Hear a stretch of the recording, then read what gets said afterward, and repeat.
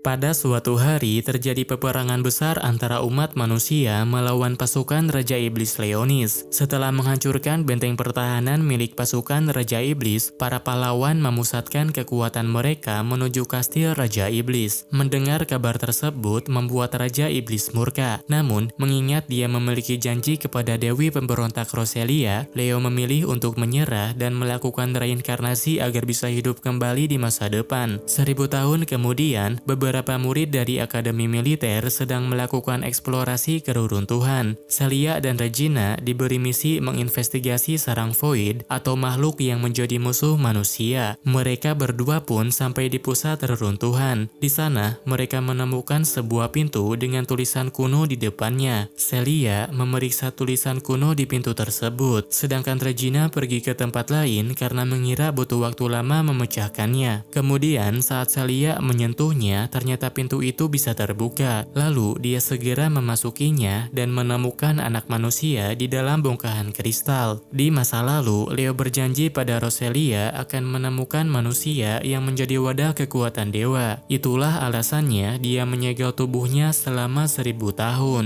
Kemudian di masa sekarang, Leo mulai terbangun kembali karena Celia sedang berusaha mengeluarkannya. Leo akan menghukum siapapun yang berani mengusiknya. Namun saat menyadari tubuhnya kembali menjadi anak kecil, dia tidak jadi melakukannya. Ketika Celia memeluknya karena khawatir, Leo justru merasa nyaman sehingga tidak bisa berbuat apa-apa. Karena usianya baru 10 tahun, Celia beranggapan Leo tidak mungkin datang ke sini sendirian. Menurutnya, dia pasti diculik dan dikurung oleh Void. Selain itu, dia juga mengira Leo mengalami hilang ingatan karena tidak mengetahui tentang Void. Sementara itu di tempat lain, Regina menemukan Void berukuran besar. Tidak lama setelahnya, ada Void yang muncul di tempat Leo dan Celia. Leo tak akan membiarkannya mengusik makam tempat di mana teman-temannya beristirahat. Namun, dia tidak sempat melancarkan serangan karena belum terbiasa dengan tubuh barunya. Kemudian, saat Regina telah tiba, Celia segera membawa Leo menuju tempat yang aman. Sayangnya, dia malah terkena serangan saat berusaha melindungi Leo dari Void yang menghadang. Di saat itulah Leo mulai menggunakan sihirnya. Setelah mengalahkan Void, dia segera menyelamatkan Celia dengan menggunakan sihir. Di zaman sekarang, orang-orang tidak mengetahui sihir. Oleh karena itu, Celia mengira Leo memakai kekuatan pedang suci saat menyembuhkannya. Berhubung Leo memiliki kekuatan tersebut, dia memutuskan untuk mendaftarkannya ke akademi. 6 tahun lalu, Void menyerang benteng ketiga. Penyerangan tersebut menimbulkan banyak korban dan kerusakan yang sangat parah. Meskipun kehilangan keluarganya, tapi sejak saat itu, Celia selalu berjuang untuk membangkitkan kekuatan pedang sucinya. Setelah misinya selesai, Celia membawa Leo menuju benteng terakhir yang dibangun umat manusia. Selain untuk melawan Void di garis depan, itu juga berfungsi sebagai tempat tinggal yang bisa berpindah tempat. Setibanya di sana, Celia menyuruh Leo masuk ke ruang pemeriksaan, sedangkan dia akan mengurus proses pendaftarannya dan Regina akan pergi berbelanja. Setelah mereka berpisah, Leo bertanya-tanya kenapa jadi seperti ini, padahal dia memiliki rencana untuk membangkitkan tentara iblis dan memerangi manusia. Daripada bertindak sendirian, Leo memanggil Blakas dan Shari. Dia memerintahkan mereka untuk mengumpulkan informasi di sekitar pulau itu. Shari bertanya apa yang akan dilakukan tuannya. Mendengar Leo akan tinggal di asrama membuat Shari terlihat kesepian karena tak bisa mengurus tuannya dalam wujud yang sekarang. Leo pun mulai memasuki ruang pemeriksaan. Kemudian Celia mengambil kartu identitas sementaranya untuk melengkapi dokumen ujiannya.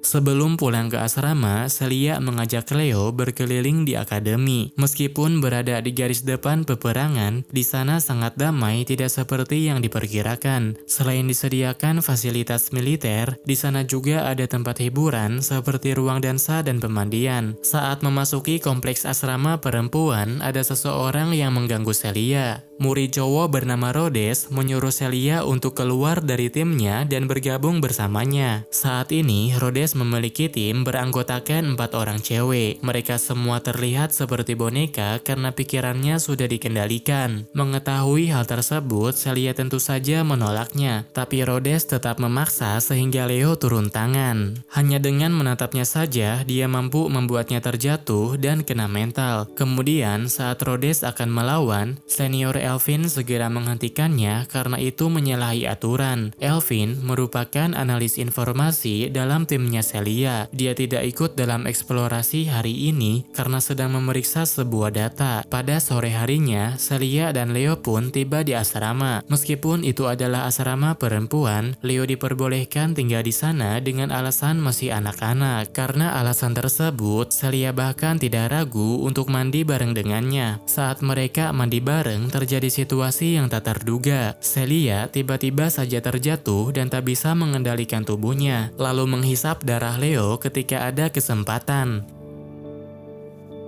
Leo menjelaskan bahwa sebenarnya Celia itu sudah mati. Ketika Void menyerang, Leo menggunakan sihir untuk membangkitkannya menjadi salah satu anak buahnya. Meskipun itu adalah mantra uji coba, tetapi hasilnya jauh lebih baik. Karena sihir tersebut, kini Celia masih hidup sebagai vampir kelas tertinggi. Setelah mengetahui hal tersebut, Celia bercerita soal masa lalunya. Seluruh anggota keluarganya telah gugur akibat serangan dari Void. Karena mereka adalah kesatria pedang suci, orang-orang berharap Celia memiliki kemampuan seperti orang tuanya. Namun, kekuatan itu belum juga bangkit meskipun sudah berlatih cukup lama. Leo tidak tahu apakah pedang sucinya bisa bangkit saat dia menjadi vampir. Namun, Leo menjamin Celia akan jadi lebih kuat dari sebelumnya. Saat menjelaskannya, perut Leo sudah keroncongan. Oleh karena itu, mereka berdua segera pergi ke kantin akademi. Setelah memilih makanan, Leo mengeluarkan koin emas untuk membayar sendiri. Namun, sepertinya koin itu tidak bisa dipakai karena hanya pembayaran kredit saja yang diterima. Pada saat yang sama, Leo dan Celia melihat murid yang dikejar penagih hutang. Murid perempuan itu bernama Sakuya. Dia merupakan salah satu anggota tim Celia yang hobi bermain judi. Hobi tersebut seringkali menimbulkan masalah seperti yang terjadi saat ini. Meski begitu, Leo menduga kemampuan Sakuya cukup hebat terutama dalam ilmu berpedang. Sebelum ujian pedang suci, Leo bilang bahwa tipe kemampuannya adalah tipe pendukung. Namun saat Leo menunjukkannya, orang-orang memperhatikannya karena serangannya sangat kuat, bahkan hingga menghancurkan mesin simulasi. Kemudian saat penguji menyiapkan simulasi yang lain, Rhodes tiba-tiba mengajukan diri untuk menguji kemampuannya. Tanpa berpikir panjang, Leo bilang tidak keberatan. Namun karena mereka ada 5 orang, Celia juga ikut bertarung sebagai walinya Leo. Setelah keduanya sepakat, mereka mulai berduel menggunakan pedang sucinya masing-masing. Berkat ilmu pedang dan kekuatan vampirnya, Celia mampu mengalahkan setiap lawannya. Tapi, dia belum sanggup menahan pengaruh pedang suci yang digunakan oleh Rhodes. Namun, keinginan kuat untuk melindungi Leo membuat Celia terlepas dari pengaruh Rhodes. Selain itu, dia juga berhasil membangkitkan pedang sucinya sehingga mampu mengalahkan Rhodes. Dengan begini, Rhodes tidak akan pernah mengganggunya lagi. Demi merayakan keberhasilan Celia dan bergabungnya Leo ke tim mereka, semua anggota berkumpul dan mengadakan pesta di asrama. Setelah itu, Elvin melakukan pemeriksaan untuk melengkapi data pendaftaran Leo. Kemudian, Leo memanggil anak buahnya untuk mengambil informasi dari mereka. Mereka melaporkan bahwa di bawah pulau terapung itu tertanam kristal yang sangat besar. Selain itu, Shari tidak menemukan seorang pun yang mengetahui Raja Iblis dan peperangan 1000 tahun yang lalu. Sebelum menjadi undead, Leonis merupakan salah satu pahlawan yang pernah mengalahkan Raja Iblis. Berbeda dengan pahlawan lain, dia selalu membantu warga biasa seperti para pekerja tambang. Sayangnya, orang yang menyewanya kali ini berniat untuk menjebaknya. Mereka melumpuhkan Leo dengan sihir, lalu menggunakan rantai untuk mengikatnya, dan langsung mengeksekusinya dengan cara yang sadis. Hal ini terjadi karena kepercayaan warga terhadap Leo sudah melampaui Raja, sehingga Raja tidak terima dan memberi memerintahkan pasukan untuk menjebaknya. Setelah kejadian itu, Roselia menghampirinya dan menjadikan Leonis sebagai kaki tangannya. Saat Leo terbangun, dia menemukan bekas gigitan di bagian lehernya. Mengetahui hal tersebut, dia segera mengingatkan Celia supaya minta izin lebih dulu sebelum menghisap darahnya. Sebagai pelayannya, maka Celia akan patuh pada semua perkataan Leo. Meskipun begitu, Leo tetap bersikap seperti pria terhormat dan tidak memberi perintah nakal. Mengesampingkan hal tersebut, dikarenakan hari ini tidak ada kegiatan di akademi, Celia ingin meminta Leo untuk melatihnya dengan ketat. Sementara itu, di lain tempat, para pemimpin sedang mengadakan rapat strategi. Mereka membahas bagaimana cara mengatasi ancaman di daerah perairan. Saat menemani Celia latihan pedang, Leo mengatakan bahwa karakteristik Ratu Vampir adalah jumlah energi sihir yang sangat besar. Oleh karena itu, Celia pasti akan cocok menjadi seorang kesatria pedang sihir. Suatu hari nanti, Leo berjanji akan mengajarkannya cara menggunakan sihir. Tetapi untuk sekarang, dia hanya melatihnya dengan menyiapkan musuh yang lebih nyata. Meski belum seberapa, dengan mengalahkan pasukan tengkorak, Celia merasa sudah lebih kuat dari sebelumnya. Setelah bertaruh semalaman, Sakuya baru saja pulang ke asrama. Pada saat yang sama, Regina sedang menyiapkan adonan camilan untuk mengejutkan anak baru. Sementara itu, Leo dan Celia sedang dalam perjalanan menuju toko donat. Kebetulan, toko donat yang mereka kunjungi adalah tempat di mana Shari bekerja. Namun, saat menyadari tuannya berkunjung, Shari segera bersembunyi sehingga mereka tidak bertemu. Setelah membeli donat, Leo dan Celia melanjutkan perjalanannya. Kali ini, mereka datang ke sebuah restoran yang menampung anak-anak terlantar. Kedatangan Celia membuat anak-anak itu menjadi ceria. Mereka bilang sudah kesepian karena Celia jarang main ke sana. Selain untuk main, Celia berkunjung ke sana untuk memberikan oleh-oleh donat. Mengetahui hal tersebut, anak-anak semakin antusias dan ingin segera memakannya.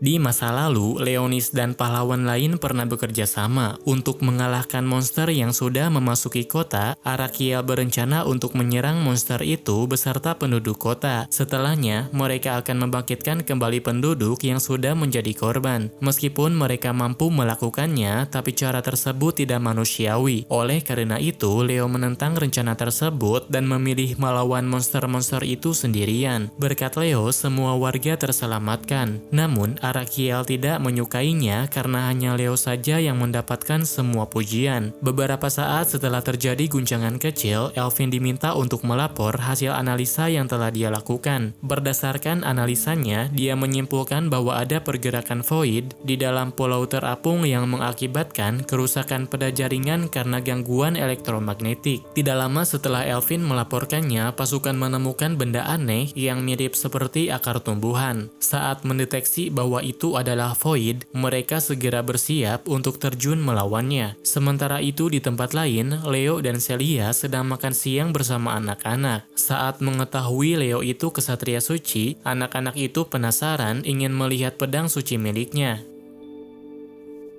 Kota terapung memang memiliki pertahanan udara yang sangat kuat, tetapi sistem pertahanan bawah tanahnya bisa dibilang sangat lemah. Serangan void di bawah tanah dapat menyebabkan kerusakan sistem yang sangat fatal. Pasukan juga kesulitan menghadapinya, mengingat pergerakan mereka sangat terbatas. Setelah merusak sumber energi, void melanjutkan serangan ke tahap selanjutnya. Mereka bermunculan di atas langit dalam jumlah yang sangat banyak. Sebelum menyebar ke seluruh kota, sistem pertahanan udara kota segera diaktifkan. Dengan begini, jumlah musuh dapat berkurang dengan signifikan. Namun, saat Celia akan mengevakuasi anak-anak, void sudah berada di wilayahnya. Oleh karena itu, Celia menyuruh mereka tetap diam sedangkan dia dan Leo akan melawannya. Dengan menggunakan pedang suci, Celia menebas void yang turun ke tanah, sedangkan Leo menyerang void yang terbang dengan memakai sihir apinya. Meskipun sudah banyak dikalahkan, tetapi void tersebut terus bermunculan.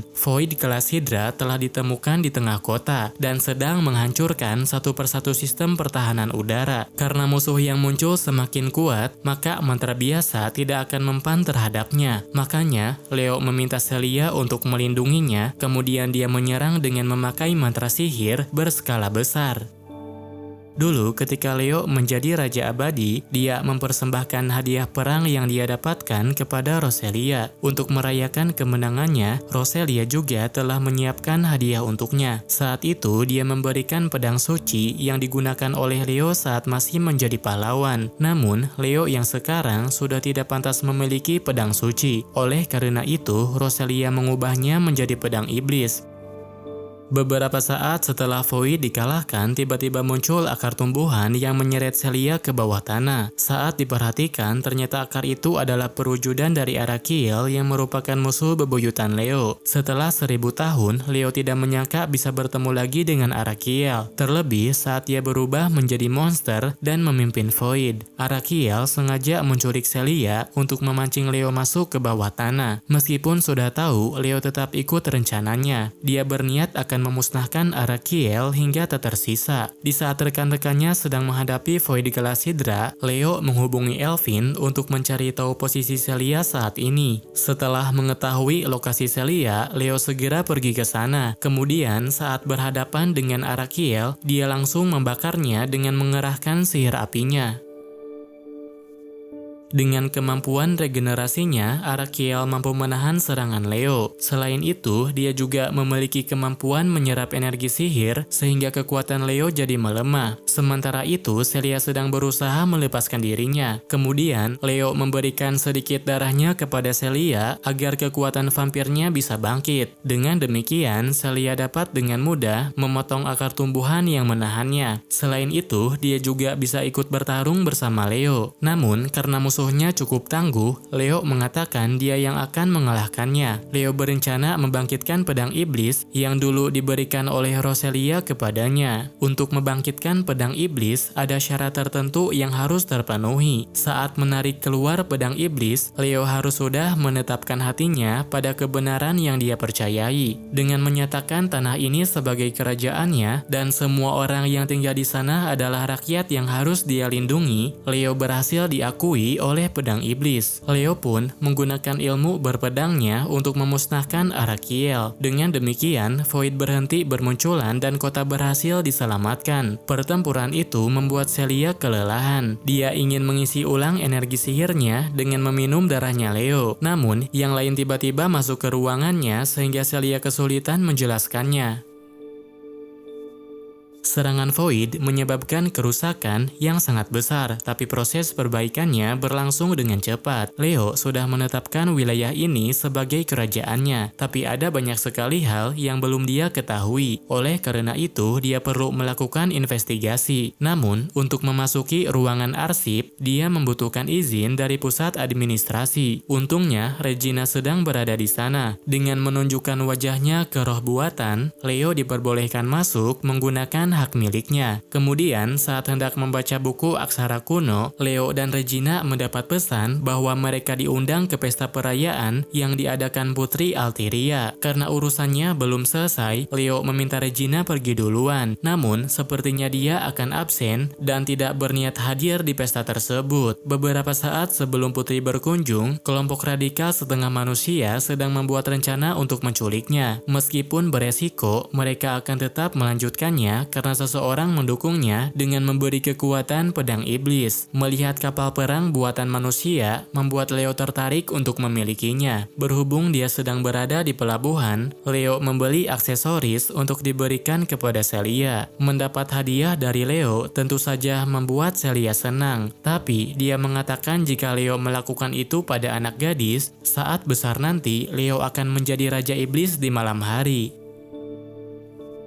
Tidak lama setelah kapal tiba di dermaga, para pemberontak segera menjalankan aksinya. Mereka menyerang tentara yang sedang berjaga, lalu mencuri identitasnya dengan kekuatan pedang iblisnya. Pada saat yang sama, para undangan sudah berada di dalam kapal. Di saat yang lain sibuk dengan urusannya masing-masing, Leo bersantai di atas kapal sambil membaca catatan tentang sejarah masa lalunya. Dari catatan tersebut, dia menemukan bahwa seseorang sudah memanipulasi sejarah. Kemudian, saat Leo Leo hendak menikmati minuman, Shari tiba-tiba muncul sambil mengenakan seragam pelayan kapal. Leo pun memintanya untuk melapor hasil penyelidikan di kapal, lalu memberi hadiah untuk menyemangatinya. Setelah itu, Celia mengajak Leo berenang bersama. Dengan alasan tak bisa berenang, Leo menolak ajakannya. Namun, alasan itu justru membuat Celia bersemangat dan ingin mengajarinya cara berenang. Meskipun Regina tidak tertarik ikut pesta, tapi dari tadi dia sudah berada di dekat dermaga. Bahkan, dia sempat menaiki tempat tinggi hanya untuk melihat keadaan Putri dari kejauhan. Saat menjelang malam, para penyusup mulai menangkap Putri. Selain itu, mereka juga berhasil menyandra kesatria suci dan sedang berusaha membajak kapal. Mengetahui hal tersebut, Regina segera menaiki kapal untuk menyelamatkan adiknya. Kebetulan dia bertemu dengan Leo yang tersesat di kapal tersebut.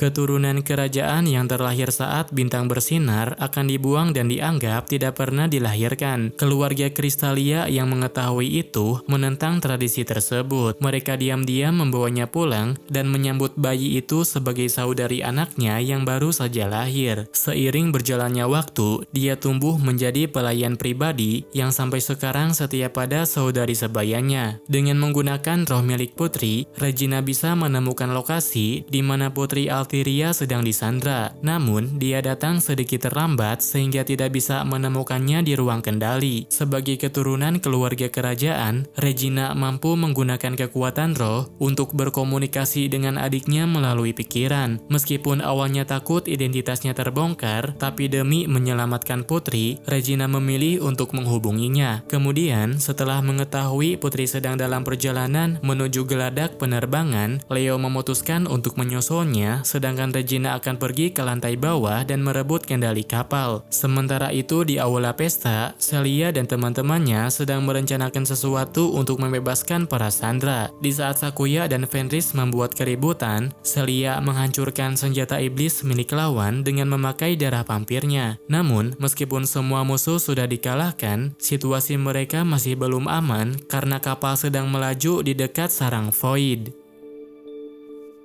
Para Void bermunculan dan mulai memasuki kapal. Di saat yang lain bertarung di ruang pesta, Leo memerintahkan Celia untuk melindungi Regina yang akan mengambil alih kendali kapal. Kemudian, setelah kapalnya memutar balik, Leo segera menghentikan pesawat yang akan membawa Putri. Dengan menyatakan bahwa dia adalah Raja Iblis, Leo akan memberi hukuman terhadap penculik. Namun, karena elf itu memiliki informasi tentang Dewi, Leo ingin menanyakannya lebih lanjut. Sayangnya, elf itu tidak bisa mengatakannya dan malah mati terkena pedang pemusnah yang sudah berubah menjadi Void. Itu adalah pedang yang diberikan para dewa pada pahlawan. 1000 tahun yang lalu, pedang itu pernah digunakan untuk mengalahkan Raja Iblis. Leo yang sekarang tidak yakin bisa mengalahkannya. Untungnya, Regina sudah berhasil mengambil alih kendali kapal sehingga dia bisa menggunakan sistem pertahanan dan menggunakan peluru kendali untuk membombardir pedang tersebut. Selain itu, Celia segera bergabung bersama Leo sehingga bisa mengulur waktu untuk mengeluarkan sihir terbaiknya. Putri berterima kasih kepada para murid yang membantu melewati kejadian ini. Karena suatu alasan, Leo dan Regina tidak bisa menghadirinya. Saat ini, mereka sedang berduaan di suatu tempat. Ras setengah manusia lain yang masih tersisa akan ditangkap atas tuduhan jadi sekutu pelaku pembajakan kapal. Saat tentara sudah mengepungnya, Leo menghentikan pergerakannya dengan sihir pembatuan. Dengan menyatakan bahwa dia adalah Raja Iblis, Leo akan memberi mereka tempat bersembunyi jika menjadi bawahannya. Namun, saat mereka akan bergabung di bawah kekuasaannya, Celia tiba-tiba nelpon sehingga kesan kehebatannya nyaris hancur. Meski begitu, semuanya berjalan lancar. Mereka bisa jadi batu loncatan untuk membangkitkan tentara iblis. Kemudian, saat Leo sedang berjalan di sekitar asrama, secara tidak sengaja, dia melihat Celia yang sedang ganti pakaian. Selain itu, Regina juga sedang berada di sana, sehingga keduanya langsung panik. Saat ditanya Leo sudah pergi kemana, Leo memberi alasan pergi latihan untuk latihan tanding hari ini. Mengenai latihan tanding tersebut, semalam mereka sudah membuat strategi untuk mengalahkan timnya Fenris. Beberapa saat kemudian, mereka memasuki arena tanding. Celia dan Leo langsung berlari dan merebut bendera pertamanya. Sementara itu, Elvin menganalisis situasi dan Regina menyerang dari jarak jauh. Namun, saat Celia hendak maju ke depan, Fenris mengerahkan kemampuan anjing bekunya. Hal ini membuat kakinya Celia sedikit terluka, sehingga dia kesulitan untuk melawan. Leo baru saja melumpuhkan lawannya, sementara Celia sedang melepaskan diri dari efek pedang sucinya Fenris. Kemudian dia segera menyerang balik untuk menghancurkan pertahanannya. Pada akhirnya, timnya Celia menjadi pemenang. Setelah mengikuti latihan tanding, mereka menghabiskan waktu di pemandian sambil membantu Leo membersihkan rambutnya. Selang beberapa waktu, benteng pertahanan ketiga yang telah lama hancur dan menghilang muncul kembali di lautan. Pulau itu sedang bergerak menuju benteng ketujuh dan sempat memancarkan sinyal darurat. Jika dibiarkan, pulau itu akan tiba ke sini dalam waktu beberapa hari. Oleh karena itu, timnya Celia diberi misi investigasi dan pencarian korban selamat. Seluruh anggota timnya Celia termasuk Leo menerima misi tersebut. Saat di perjalanan, Leo diperbolehkan untuk tidur di pangkuannya Regina. Selain itu, Regina juga bersedia membersihkan kupingnya sehingga Leo merasakan sensasi nyaman hingga membuatnya ketiduran. Saat dia tertidur, Leo memimpikan masa lalunya. Dalam mimpi tersebut, Roselia bilang kepadanya bahwa dia akan menghilang dan muncul lagi 1000 tahun di masa depan. Tak lama kemudian, timnya Celia tiba di benteng ketiga. Mereka membagi timnya menjadi dua. Celia dan Leo akan memeriksa pusat kota, sedangkan sisanya mencari tempat yang mengirimkan sinyal darurat. Aruru Kirlesio yang merupakan pahlawan dari 1000 tahun lalu tiba-tiba dikirim ke pulau itu. Hal ini berarti akan ada dewi yang bangkit dan Aruru punya kewajiban menghancurkannya. Pada saat yang sama, seorang pria yang menyebut dirinya sebagai Nefakes segera menghampirinya. Meskipun sama-sama berasal dari masa lalu, Nefakes menantikan kebangkitan dewi dan tidak akan membiarkan ada pahlawan yang menghalanginya. Di lain tempat, Leo sedang berhadapan dengan Void raksasa. Ketika Void itu menyerang, dia segera memindahkan Celia ke tempat aman dan melawan Void itu sendirian. Void terbang itu memiliki perisai pelindung tingkat tinggi. Untuk menjatuhkannya, dia mengerahkan sihir api dan sihir petir secara beruntun. Meskipun cukup memakan waktu, Leo berhasil mengalahkannya. Namun, Celia kesulitan untuk bergerak karena badannya mengalami cedera yang cukup parah. Untungnya, keberadaan Void di tempat itu dapat memunculkan arwah prajurit yang meninggal di sana. Bahkan, mereka mampu menyiapkan kendaraan untuk membantu Celia yang sedang kesulitan. Saat berada di dalam mobil, Celia mulai baikan. Namun, karena pemulihan vampir membutuhkan banyak energi, Celia tidak bisa menahan dirinya untuk meminum darah Leo. Regina dan yang lainnya bertemu dengan Aruru. Karena mengira mereka adalah sekutu pria yang sebelumnya, Aruru langsung menyerang sehingga Sakuya harus turun tangan. Saat berduel pedang, Sakuya memintanya untuk berhenti menyerang. Meski disembunyikan, dia sudah menyadari kalau lawannya sedang terluka parah. Setelah itu, mereka segera mengobatinya dan Elvin melaporkan kondisinya kepada Celia. Sedangkan untuk membahas langkah selanjutnya, semua tim akan berkumpul di kediaman Kristalia. Agar Celia tidak ingin minum darah lagi, Leo mengalihkan perhatiannya dengan memberi gaun. Gaun tersebut dapat mengubah energi vampir untuk menguatkan tubuh dan meningkatkan kekuatannya. Selain itu, Leo juga memberinya beberapa gantungan. Elvin tidak menemukan nama Aruru di data manapun, makanya dia bertanya kenapa Aruru ada di sini dan apa tujuannya. Kemudian, Aruru mengatakan dia datang untuk menunaikan kewajibannya, yaitu membunuh Dewi. Meskipun tidak mengerti maksud dari ucapannya, mereka tetap membantunya karena berkewajiban untuk melindunginya. Celia dan Leo baru saja tiba di kediaman Kristalia. Walau sudah hancur, tempat itu membuat Celia ingat kenangan masa kecilnya hingga membuat dirinya menangis. Kemudian saat Celia berada di lantai 2, dia bertemu dengan Nefakes. Celia mengira dia adalah korban yang bertahan hidup, namun Nefakes tidak terima dan segera menyerangnya. Berkat gantungan yang diberikan oleh Leo sebelumnya, tengkorak yang ditampung di dalamnya bisa segera keluar dan melindunginya. Ketiga tengkorak itu telah menahan serangan Nefakes sehingga Celia tidak terluka. Namun, dia hanya pingsan sebentar karena gelombang kejut yang sangat kuat. Setelah gagal membunuh targetnya, Nefakes akan menyerangnya lagi. Tapi, serangan itu gagal lagi karena Leo berhasil menyerangnya duluan. Leo lupa menahan kekuatannya, makanya dia mengira bahwa musuhnya sudah mati. Namun ternyata dia tidak terluka sama sekali. Selain itu, Leo terkejut karena orang yang dia lawan adalah orang yang dipercaya oleh iblis dunia bawah. Nefakes tidak menyangka jika anak sekecil itu mampu menghalau semua serangannya. Namun, dia sudah tidak peduli lagi karena kebangkitan Dewi telah tiba. Nefakes sudah menyiapkan tubuh Thearis sebagai wadah yang merupakan salah satu pahlawan pada masanya. Leo tidak mengerti apa yang sedang terjadi, tapi dia menyadari semuanya memiliki hubungan kuat dengan masa lalunya. Untuk sekarang, dia harus menjauh dari bangunan itu serta melawan semua void yang mendekat. Thearis memiliki kemampuan untuk membangkitkan sesuatu. Supaya void tidak bangkit lagi, mereka fokus menyerang di bagian kepala yang merupakan kelemahannya. Ketika Void mendekat, Leo menggunakan sihir terkuat yang belum pernah dia gunakan sejak bangkit kembali. Namun, pemulihan Void itu sangat cepat sehingga sihirnya tidak berpengaruh sama sekali. Setelah menerima serangannya, Void itu malah tersenyum dan menyerang lebih brutal. Leo meminta pada Celia untuk melindunginya sebentar. Kemudian, dia mengeluarkan pedang iblisnya dan berniat menggunakan pedang itu untuk menebasnya. Saat Leo hendak menyerang, terjadi situasi yang tak terduga. Pedang iblisnya tiba-tiba melakukan penolakan dan tak bisa digunakan untuk menyerang. Selain itu, Leo juga mendengar suara Roselia dari Void yang dia lawan. Setelah mengetahui itu adalah Roselia, Leo kehilangan semangat bertarungnya. Celia terpaksa harus menggantikannya dengan memakai gaun Ratu Vampir. Kemudian, saat Leo pingsan, dia mengingat kembali permintaan Roselia yang sengaja disegel olehnya. Awalnya, jika Leo bertemu Roselia dalam wujud yang asing baginya, dia diminta untuk membunuhnya menggunakan pedang iblis. Namun, karena Leo tidak sanggup melakukannya, dia diminta untuk menemukan Roselia yang sesungguhnya.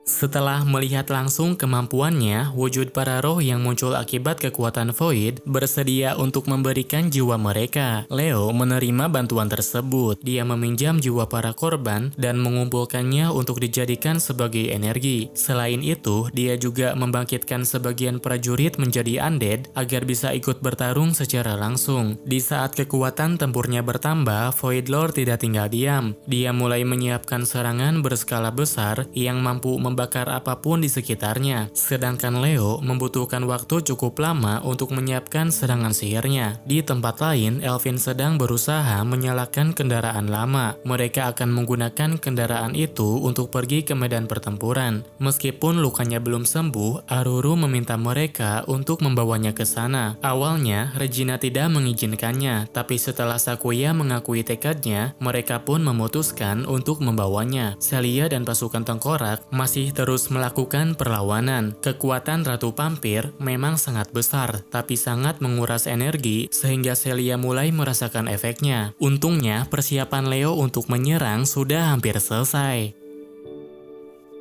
Elvin dan Regina mengendarai motor dengan kecepatan penuh. Saat Void mengeluarkan perisai, Aruru segera melompat dan menghancurkan perisai itu menggunakan pedang sucinya. Kemudian, saat pertahanannya sudah melemah, Leo mengerahkan serangan sihir paling mematikan dengan menggunakan pedang iblisnya. Kekuatan yang terkumpul dari para roh ternyata mampu memusnahkan Void itu sampai tak tersisa. Setelah Raja Void dikalahkan, timnya Celia segera berkumpul kembali untuk menunggu pesawat bantuan. Saat di perjalanan, Celia membaca sebuah dongeng yang dia ambil di kediamannya. Itu merupakan dongeng yang dulu sering dibacakan ayahnya tentang cerita Raja Iblis. Awalnya, Celia mengira itu hanya cerita karangan saja, tapi setelah melihat pertarungan hari ini, Celia menyadari Leo sedikit mirip dengan Raja Iblis yang ada di dalam buku itu. Namun, Leo tidak mengakui kebenarannya sehingga mereka bisa menjalani keseharian seperti biasa.